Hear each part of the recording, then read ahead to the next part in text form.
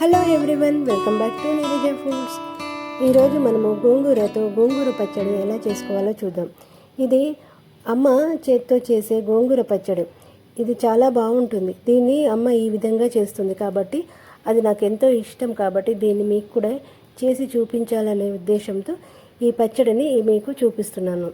దీనికి నేను ఒక 3 కట్టలైన గోంగూరను తీసుకొని శుభ్రంగా గోంగూర ఆకులన్నిటిని శుభ్రంగా తీసి ఒక గిన్నెలో నీళ్ళు పోసి దాంట్లో అన్ని గోంగూర ఆకులు వేసి ఆ నీళ్ళల్లోనే ఒక చెంచా ఉప్పుని వేసి ఒక 10 నిమిషాల వరకు నీళ్ళల్లో అలానే ఉంచాలి. దానివల్ల ఆ ఆకులకున్న మట్టిని కానీ ఏదైనా ఉన్నా కూడా అది వాటర్లోకి దిగిపోతుంది.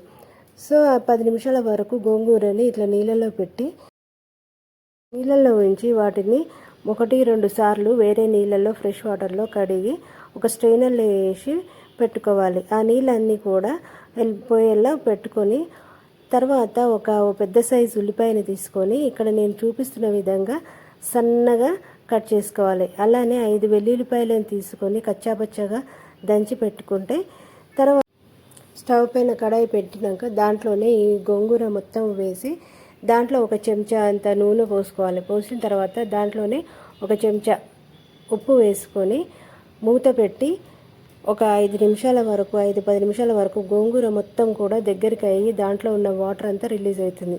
ఆ తర్వాత ఆ గోంగూర మొత్తము కొంచెం ఉడికిన తర్వాత దాంట్లో ఒక చెంచా పసుపు, రుచికి తగ్గట్టు ఉప్పుని, ఒక చెంచా కారం వేసి బాగా కలపాలి. బాగా కలిపి ఒక 5 నిమిషాల వరకు అందులో ఉన్న నీళ్ళన్నీ కూడా పోయి నూనె పైకి తేలేంత వరకు ఉడికించుకోవాలి. ఆ ఉడికిన తర్వాత ఆ గోంగూరని స్టవ్ ఆఫ్ చేసి కొంచెం చల్లారేంత వరకు పక్కన పెట్టుకోవాలి. సగం వరకు చల్లారిన తర్వాత అది చెంచాతో కొంచెం మెదుపుకొని ముందుగా కట్ చేసిన ఉల్లిపాయలను వెల్లుల్లిపాయలను కూడా వేసి మొత్తము కలుపుతూ కొంచెం మెదుపుకోవడం వల్ల దీంట్లో ఉన్న పులుపు ఆ ఉల్లిపాయలకు పడుతుంది. ఆ వెల్లుల్లిపాయలు మొత్తము మెదుపుకున్న వెల్లుల్లిపాయలు కూడా అది దీంట్లో కలిసి మంచి టేస్ట్ని ఇస్తుంది. కాబట్టి కొద్దిసేపు మెదుపుకొని పక్కన పెట్టుకోవాలి. దీంట్లోకి పోపు తయారు చేయడానికి స్టవ్ పైన చిన్న కడాయిని ఒకటి పెట్టి దాంట్లో 2-3 చెంచాల వరకు నూనె పోసుకోవాలి. దీంట్లో నూనె కొంచెం ఎక్కువగానే పడుతుంది కాబట్టి నూనె పోసి దాంట్లో ఒక చెంచా మెంతులు, ఒక చెంచా జీలకర్ర, ఒక చెంచా ఆవాలు, 5-6 ఎండుమిరపకాయలు తుంచుకొని వేసుకోవాలి. అవి వేడైన తర్వాత అది వేగుతుండగానే 10 వరకు చిన్న వెల్లుల్లిపాయలను కూడా వేసి ఆ పోపులో బాగా వేగనియాలి. వెల్లుల్లిపాయలు ఎక్కువగా వేయవద్దు. గోల్డెన్ బ్రౌన్ కలర్ వచ్చేంత వరకు వేయించుకొని స్టవ్ ఆఫ్ చేసుకుంటే సరిపోతుంది.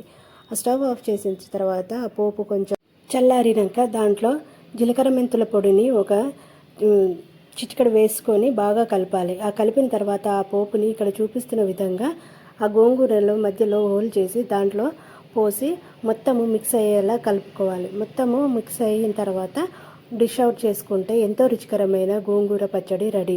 ఇది ఒక్కసారి ఇలా చేసుకొని చూడండి, ఎంతో బాగుంటుంది. నేను చూపించిన విధంగా యాస్టీస్గా చేసుకొని చూడండి. ఎలా ఉందో కామెంట్లో తెలపండి. నా వీడియోస్ మీకు నచ్చినట్లయితే లైక్ చేయండి, షేర్ చేయండి, సబ్స్క్రైబ్ చేసుకోండి. ప్లీజ్ నా వీడియోస్ని మీరు ఆదరిస్తున్నందుకు థ్యాంక్ యూ. మరిన్ని వీడియోస్తో మళ్ళీ కలుద్దాం. Thank you for watching.